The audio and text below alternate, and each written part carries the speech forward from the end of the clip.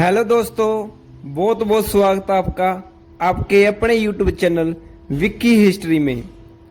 दोस्तों, वैसे तो अपने भारत देश में बहुत सी जो नदियां हैं वो बहती हैं, लेकिन दोस्तों आज हम बात करेंगे उस नदी के बारे में जो एक नदी ही नहीं बल्कि करोड़ों भारतीयों के लिए एक जीवन रेखा और अति पूजनीय है।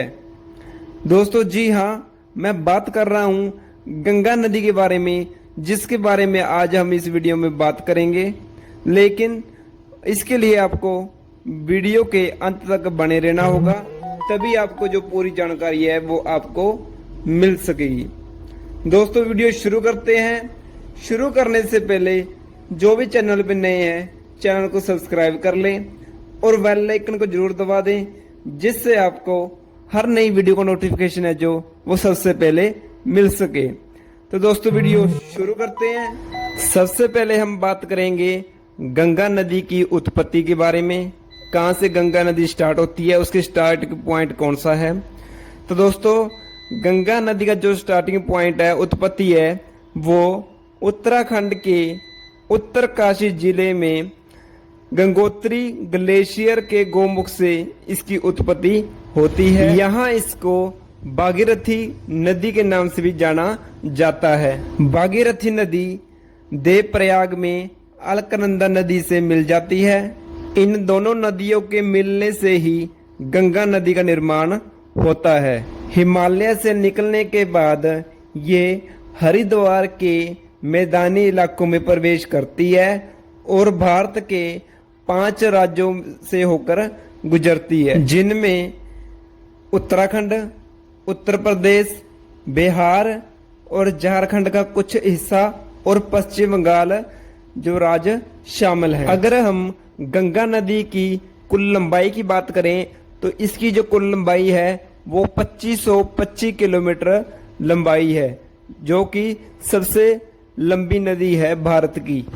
उत्तर प्रदेश और बिहार से होते हुए ये पश्चिम बंगाल में पहुंचती है और यहाँ पर इसकी एक शाखा हुगली नदी के रूप में दक्षिण की ओर बहती है। गंगा नदी को बांग्लादेश में पद्मा के नाम से भी जाना जाता है और यहाँ पे ब्रह्मपुत्र नदी को यमुना के नाम से जाना जाता है बांग्लादेश में। गंगा नदी ब्रह्मपुत्र नदी के साथ मिलकर दुनिया का सबसे बड़ा सुंदरबन डेल्टा बनाती है और बंगाल की खाड़ी में जाकर गिर जाती है।